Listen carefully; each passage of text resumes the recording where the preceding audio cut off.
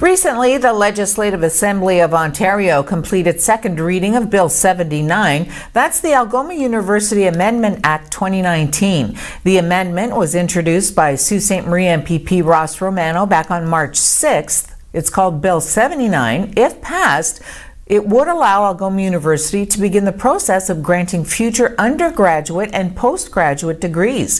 MPP Ross Romano said Algoma's curriculum needs the ability to grow with the job demands of tomorrow so that students have a greater reason to attend. He added that if more youth have the opportunity to be trained locally, they will have more reason to stay home. President and Vice Chancellor of Algoma University, Asma Vesna, said Bill 79 is an important step towards enabling the university to innovate and expand academic programs to meet the needs of today's students.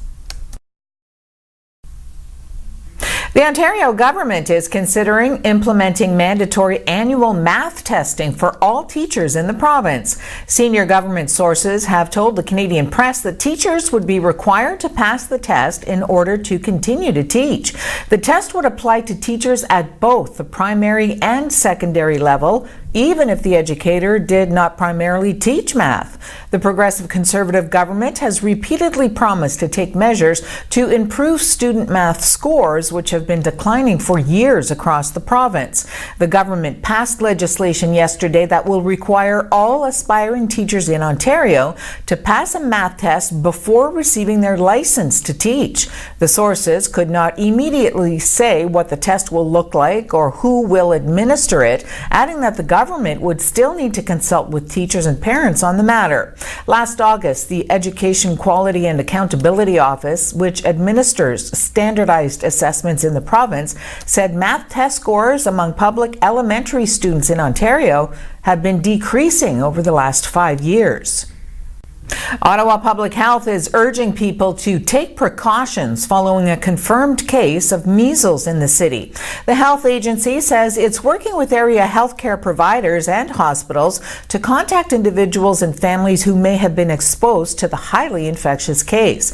It's warning that people may have been exposed to the measles virus on March 26th and 27th at a building at 40 Hines Road. There were other locations as well. Health officials say people should check their immunization records or contact their healthcare provider. NDP leader Jagmeet Singh asked Prime Minister Justin Trudeau for swift government action to help the Indigenous community of Grassy Narrows. Trudeau faced criticism last week after cracking a joke at a Liberal fundraiser interrupted by First Nations protesters. Now, reconciliation is not just in words, it's in actions. When Indigenous activists raised concerns about the mercury poisoning in Grassy Narrows, the Prime Minister responded by making a joke at their expense. Mr. Speaker, that's not leadership.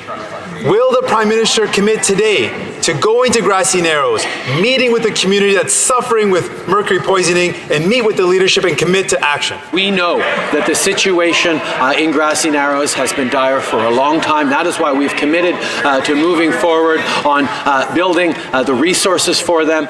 We've continued to work in partnership with the province that holds a significant area of responsibility in this matter to ensure that we are supporting the people of Grassy Narrows. I'm happy to say that the Minister of Indigenous Services just had a conversation with Chief Turtle. We will continue to work with the community of Grassy Narrows on concrete solutions. The Downtown East Side Women's Centre in Vancouver made 35 recommendations in the Red Women Rising report released yesterday, including putting Indigenous women in active leadership and decision-making positions in governments, national Aboriginal organizations, and nonprofits.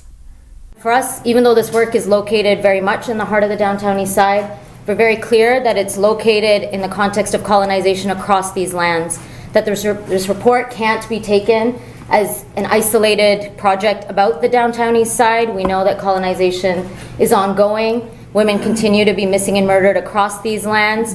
We see the farce of reconciliation and absolute disrespect of Indigenous women with what is happening with Minister Jody Wilson.